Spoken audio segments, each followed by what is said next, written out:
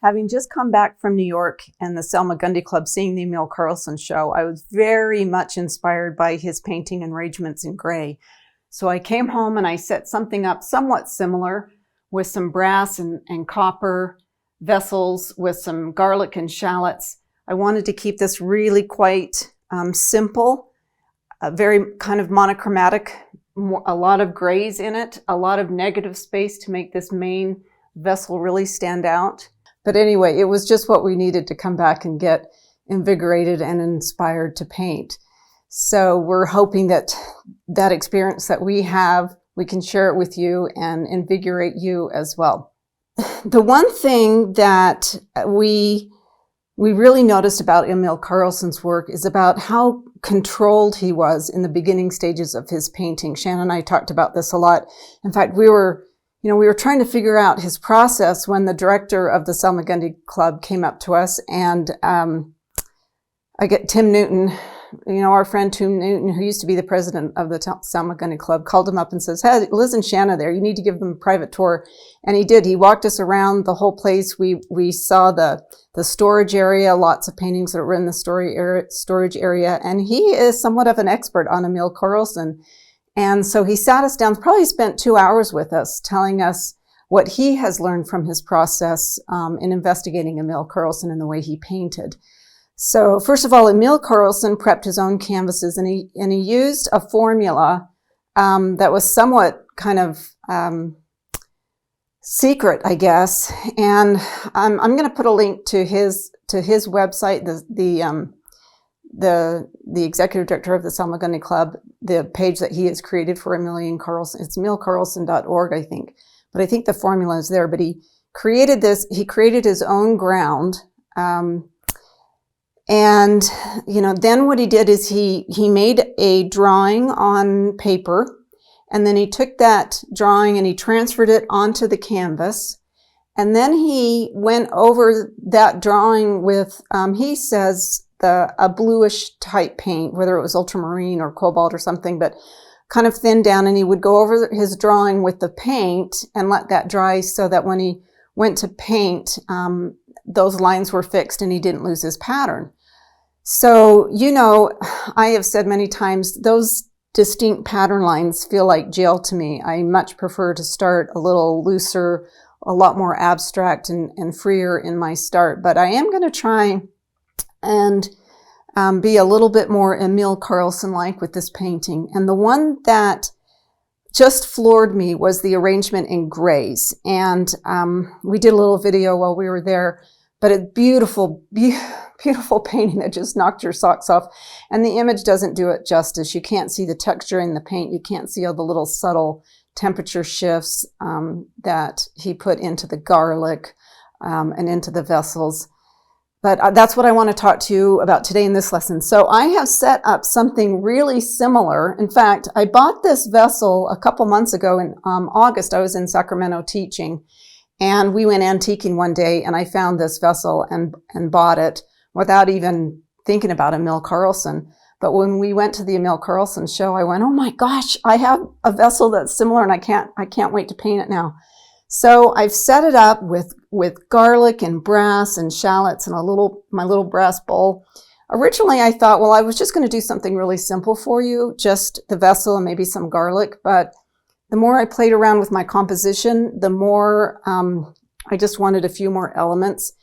If painting everything here as I have it is a little overwhelming, again, just do the little section of garlic, or just focus on the vessel.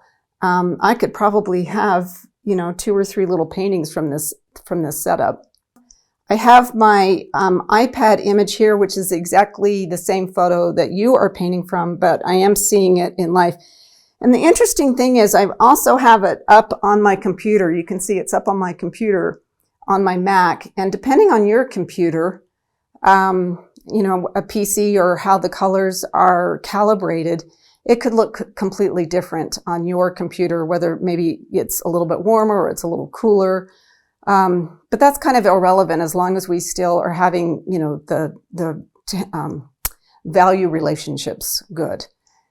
So But this is what's interesting. The photo on my computer is slightly different than the photo on my iPad. It's a little bit more chromatic on my Mac and a little less chromatic on my iPad. And my iPad is a little bit more similar to reality. I could certainly go into my Mac and kind of reduce the saturation level a little bit, but it just depends on, how much chroma, how much color you want in your paintings. Also, I have this turquoise cloth you can kind of see here that I've put on the side, and I did this with our last lesson, but there's that little bit of backlight reflected color in that copper vessel that I think is just, I'm going to do it really subtle, but I think it's going to be just gorgeous. I think this vessel's from Turkey. I'm not sure. Some of you might know, but I think it's a Turkish vessel. And I've put just my dark greenish, neutral greenish background behind it. I am wanting this to be fairly monochromatic. I don't want, this isn't a painting that's going to be about color. It's going to be about shapes, light and dark shapes. So, gosh, I'm just so excited. I have a 20 by 24 canvas up here that I have toned with the raw umber, and I think this is the C15 linen, because I'm thinking, I do want a lot of negative space around this painting. That was the one thing that I noticed about Emil Carlson's. He had a lot of negative space, and I've talked to you about this before when we did our composition lesson, that if you have a fairly simple composition, give it a lot of negative space because it makes it that much more powerful. If you crowd it in, it's not nearly as powerful. So I do have a lot of negative space going around in this background, and the majority of the information is going to be down here in this bottom third.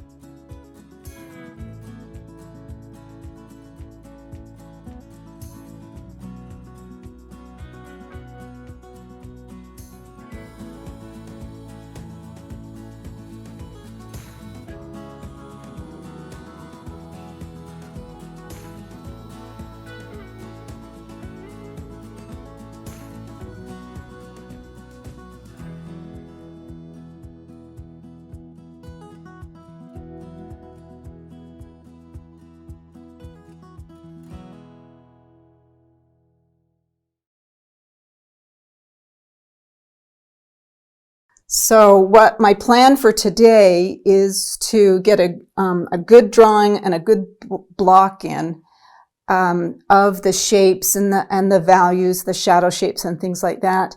And maybe, I don't know, we'll see how far the day gets. Work on some of this or just start to develop some detail in the vessels, and then probably come back tomorrow and work on it some more. I don't think I'm going to be able to get this big of a painting done in a day, but we shall see.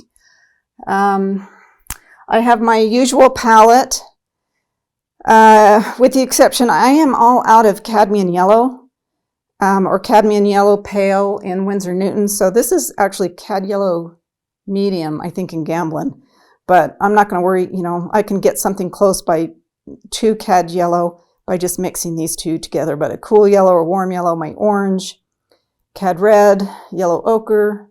This is Indian yellow, raw umber, transparent oxide red, alizarin, French ultramarine, viridian, ivory black. I've got my Neo McGilp, Gamsol as my solvent.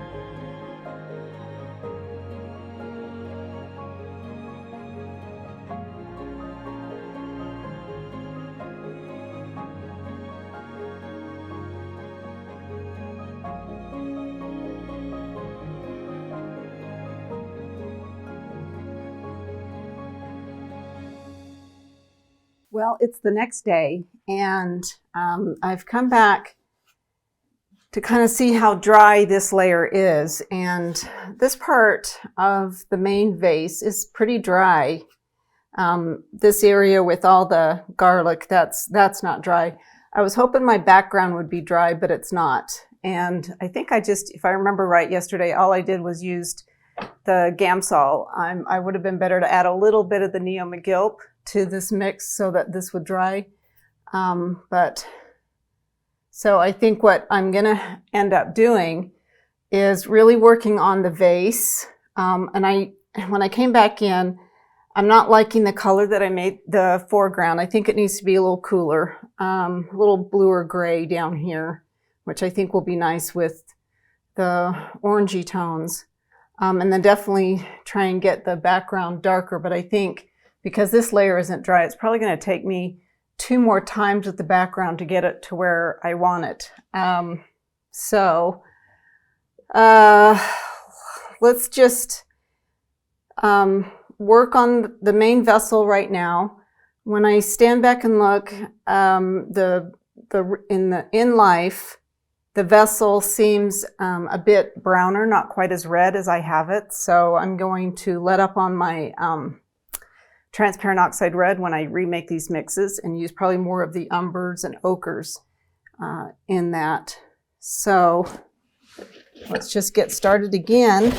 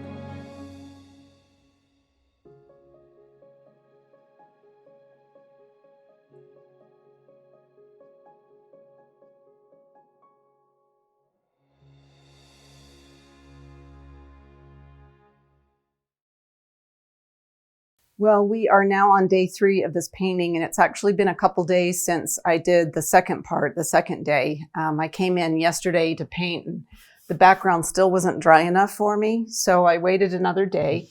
So it's all of this is dry, and if you look at the image, you can tell because of whether, I used the more of the earth tones, the raw umbers, the ochres that you use in your mix, the more the color is going to dry flat. The alizarans and things, they tend to dry a little shinier than the earth tones, but you can see how flat it looks right now. And if I'm going to work over this, I want to give it a thin layer of the Neo McGill, maybe a little bit of the Gamsol in it, so it's not too thick, just the Neo McGill by itself. We did that concept lesson on fat over lean, and again, in regards to oil paint, you should always start with your dark colors first because they're thin, and then you gradually move up to the lighter colors, which are thicker. So there's that the thicker paint goes on top of the thinner paint, but also the mediums that you use. And Gamsol is a thin, it's thinner in its makeup, where Neo McGill is fatter because of the varnish, linseed oil, or whatever is in it. So that's why I always start my paintings with Gamsol, and then as I continue to paint, I'll start adding a little bit more Neo McGill, and that's that thin under fat over lean method. So what I'm going to do, I know the white, where I put the whites, that's not dry. That's still a little tacky. So when I do this, I have to be careful not to go over the white. I don't think I need to do much here, but it's mainly the background that I want to work on today. And I'm contemplating about, still having it dark, but maybe a little bit more light over here so that the vessel could stand out a little bit more. So I think that's what I'm going to try and do. But the first thing I'm going to do, is I'm going to take a clean brush and put some Neo McGill in it, and maybe add just a little bit of Gamsol, and that just makes everything so nice. So I can, see those colors. Whoops, now see, I just got into the white. That's what you don't want to do. So I have to be careful with that area.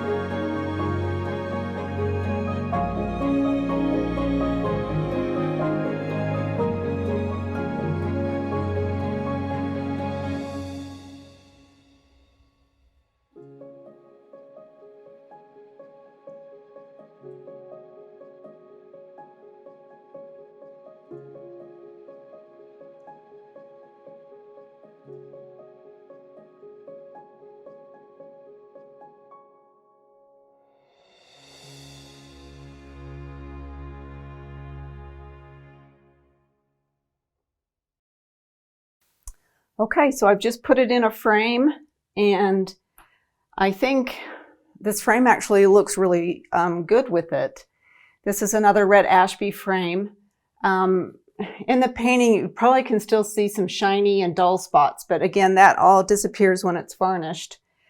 This is probably 22 karat or maybe 18 karat, which goes nicely with this. The frame is simple. It's not overpowering. It doesn't overtake the painting. I'm loving the little turquoise bits that I put in. I think I really did a good job on this part, but I'll let it sit for a few more days and look at it again with a fresh eye and see if it needs any tweaks, but I'm pretty happy with it so far. If the 20 by 24 feels a little bit big to you, this would work really well on a 16 by 20. Everything would be a little bit smaller. I really enjoyed this one. It's fun to do a painting without any flowers every once in a while. So I enjoyed it. I hope you enjoyed watching me paint it, and I hope you're inspired to paint. Thanks.